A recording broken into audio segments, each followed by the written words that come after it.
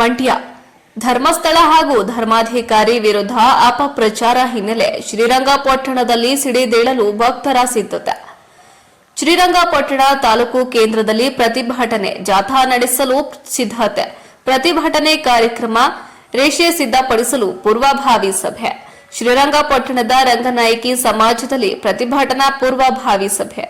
ಸಭೆಯಲ್ಲಿ ಧರ್ಮಸ್ಥಳ ಭಕ್ತರು ಪಕ್ಷಾತೀತವಾಗಿ ಭಾಗಿ. ಧರ್ಮಾಧಿಕಾರಿಗೆ ನಮ್ಮ ಬೆಂಬಲ ಎಂದ ಭಕ್ತರು. ನಮ್ಮ ಧಾರ್ಮಿಕ ಕೇಂದ್ರದ ವಿರುದ್ಧ ಅಪಪ್ರಚಾರ ನಡೆಸುತ್ತಿರುವವರ ವಿರುದ್ಧ ಕ್ರಮಕ್ಕೆ ಒತ್ತಾಯ. 19 ಇಲ್ಲವೇ 21ನೇ ತಾರೀಕು ತಾಲೂಕು ಕೇಂದ್ರಗಳಲ್ಲಿ ಧರ್ಮಸ್ಥಳದ ಉಳಿವಿಗೆ ಪ್ರತಿಭಟನೆ.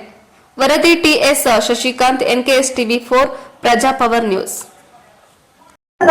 ಈ ನಮ್ಮ ಮೆಡಿಕಲ್ ಟ್ರಸ್ಟ್ ಅಂತ ಒಂದು ಪ್ರತ್ಯೇಕ ಆರ್ಗನೈಸೇಷನ್ ಇದೆ. ಮೆಡಿಕಲ್ ಟ್ರಸ್ಟ್ ಮೂಲಕ ಮಾಡ್ತಾರೆ.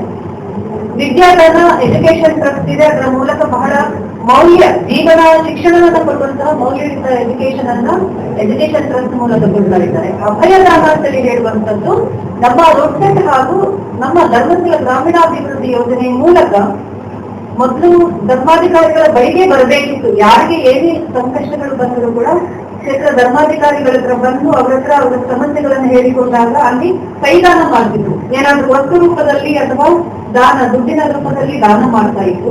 ಅಂದ್ರೆ ಆಗ ರೀಚ್ ತುಂಬಾ ಜನರನ್ನ ರೀಚ್ ಮಾಡ್ಲಿಕ್ಕೆ ಆಗಲ್ಲ ಅಂತ ಹೇಳುವ ದೃಷ್ಟಿಯಲ್ಲಿ ಇನ್ಸ್ಟಿಟ್ಯೂಷನಲೈಸಿಂಗ್ ಅಂದ್ರೆ ಸಂಸ್ಥೆಯನ್ನು ಸಂಸ್ಥಾಪಿಸಿ ಅದರ ಮೂಲಕ ವಿಸ್ತರಣೆ. ಈಗ ನಾವೆಲ್ಲ ರೆಪ್ರೆಸೆಂಟ್ ಮಾಡ್ತಾ ಇರೋದು ಶ್ರೀ ಕ್ಷೇತ್ರ ಧರ್ಮಸ್ಥಳದ ಈ ಅಭಯದಾನದ ಏನಿದೆ ಅದನ್ನು ನಾವು ನಮ್ಮ ಸಂಸಾರದ ಹೊಣೆಗಾರಿಕೆ ಯಥೇಚ್ಛವಾಗಿ ನಾವು ತಲೆಗಳು ತುಂಬಿಸಬೇಕೇ ಹೊರತು ಅದಕ್ಕೆ ಜಾಗ ಇಲ್ಲ ಅಂದಾಗ ಆ ಜಾಗಕ್ಕೆ ನಾವೇ ಕರ್ಕೊಂಡು ತುಂಬಿಸಬೇಕು. ದಯಮಾಡಿ ಮತ್ತೆ ಅಟಕಗಳು ಮತ್ತೆ ಇನ್ನೊಬ್ರು ಮಾತಾಡ್ತಾ ಇರೋದು ಇದು ಬೇಡ ಯೂಟ್ಯೂಬ್ ನೋಡೋದೇ ಬೇಡ. ಸತ್ಯಾಸತ್ಯತೆಗಳನ್ನ ಪರಿಶೀಲನೆ ಮಾಡೋದಕ್ಕೆ ದೇವರು ಅಂತ ಮೇಲೆ ಒಬ್ಬ ಕೂತವನೇ ಮಂಜುನಾಥ ಸ್ವಾಮಿ ಇದ್ದಾರೆ. ಮಂಜುನಾಥನ ಭಕ್ತರಾಗಿ ನಾವು ಪೂಜೆಗೆ ನಾವೇನು ಬೆಂಬಲವನ್ನು ಸೂಚಿಸಬೇಕು ಆ ನಿಟ್ಟಿನಲ್ಲಿ ನಾವು ನೀವೆಲ್ಲ ಮನಸ್ಸು ಮಾಡೋಣ. ಇದು ಸುಮ್ಮನೆ ನಾವು ಚರ್ಚೆ ಮಾಡೋಣ. ಜೊತೆಗೆ ನಿಜವಾಗಿ ಪೂಜ್ಯರ ಚಿಂತನೆ ಏನಂತ ಹೇಳಿದ್ರೆ ಗ್ರಾಮೀಣ ಅಭಿವೃದ್ಧಿ 1982ರಲ್ಲಿ ಭಗವಾನ್ ಬಾಹುಬಲಿ ಪ್ರತಿಷ್ಠಾಪನೆ ಮಾಡಿದಂತ ಸಂದರ್ಭದಲ್ಲಿ ನಮ್ಮ ಸಂಸ್ಥೆ ಹಾಗೂ ರೋಡ್ಸೆಟ್ ಸಂಸ್ಥೆಯಿಂದ ಎರಡನ್ನು ಒಟ್ಟಿಗೆ ಆರಂಭ ಮಾಡಿದ್ರು. ಒಂದು ಗ್ರಾಮೀಣಾಭಿವೃದ್ಧಿ, ಇನ್ನೊಂದು ಆ ಸಂದರ್ಭದಲ್ಲಿ ಅಂದ್ರೆ 80ರಲ್ಲಿ ಯುವಕ ಯುವತಿಯರಿಗೆ ತುಂಬಾ ಇತ್ತು. ಇಂತಹ ಸಂದರ್ಭದಲ್ಲಿ ಮತ್ತೆ ಅವರಿಗೆ ಶಿಕ್ಷಣ ಸರಿಯಾಗಿ ಸಿಗ್ತಾ ಇರಲಿಲ್ಲ. ಸೊ ಉದ್ಯೋಗ ಸಿಗ್ತಿರ್ಲಿಲ್ಲ. ಫಾರ್ಮಲ್ ಈಗ ಭಾರತದಲ್ಲಿ ಇರ್ಬೋದು ಅಥವಾ ಸರ್ಕಾರಿ ನೌಕರಿಯೆಲ್ಲ ಬಹಳ ಕಷ್ಟ ಇತ್ತು ಸಿಗ್ಲಿಕ್ಕೆ.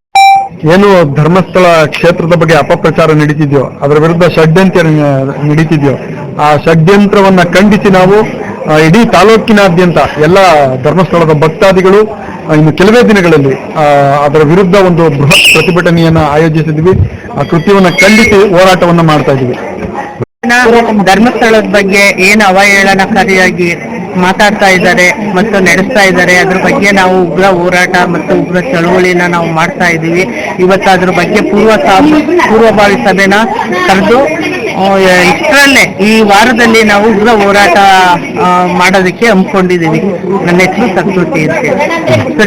ಶ್ರೀರಂಗಪಟ್ಟಣದ ರಂಗನಾಯಕಿ ಸ್ತ್ರೀ ಸಮಾಜದಲ್ಲಿ ಶ್ರೀರಂಗಪಟ್ಟಣದ ಎಲ್ಲ ಭಕ್ತರ ಅಂದ್ರೆ ಧರ್ಮಸ್ಥಳಕ್ಕೆ ಯಾರು ಭಕ್ತಾದಿಗಳು ಇರೋದ್ರೆ ಶ್ರೀರಂಗಪಟ್ಟಣದಲ್ಲಿ ತಾಲೂಕಿನಾದ್ಯಂತ ಎಲ್ಲ ಭಕ್ತಾದಿಗಳು ಈ ಅಯೋಗ್ಯರು ಯೂಟ್ಯೂಬ್ನಲ್ಲಿ ಏನು ಸುಳ್ಳು ಅಪಪ್ರಚಾರ ಮಾಡ್ತಾ ಇದ್ದಾರೆ ಧರ್ಮಸ್ಥಳ ಮತ್ತೆ ಧರ್ಮಾಧಿಕಾರಿಯವರ ವಿರುದ್ಧ ಅವ್ರ ವಿರುದ್ಧ ನಾವು ಅಪಪ್ರಚಾರ ನಡೆಸೋದ್ರ ವಿರುದ್ಧ ಶ್ರೀರಂಗಪಟ್ಟಣದಲ್ಲಿ ಬೃಹತ್ ಪ್ರತಿಭಟನೆ ಹಮ್ಮಿಕೊಂಡಿದ್ದೀವಿ. ಸೊ ಆ ಕಾರಣಕ್ಕೆ ಇವತ್ತು ದಿನಾಂಕ ನಿಗದಿ ಮಾಡ್ತಿದ್ದೀವಿ. ಈ ಸೋಮವಾರ ಅಂತ ಹೇಳ್ತಾ ಇದ್ದಾರೆ. ಸೊ ನಾವೆಲ್ಲ ಸೇರಿ ಆ ಅಯೋಗ್ಯರ ವಿರುದ್ಧ ನಾವು ಒಂದು ಬೃಹತ್ ಪ್ರತಿಭಟನೆ ಹಮ್ಮಿಕೊಂಡಿದ್ದೀವಿ ಶ್ರೀರಂಗಪಟ್ಟಣ ತಾಲೂಕಲ್ಲಿ. ನನ್ನ ಹೆಸರು ಮದನ್ ರಾವ್ ಅಂತ, ನಾಗರಿಕ ಹಿತಾಸಕ್ತಿ ವೇದಿಕೆ ಶ್ರೀರಂಗ.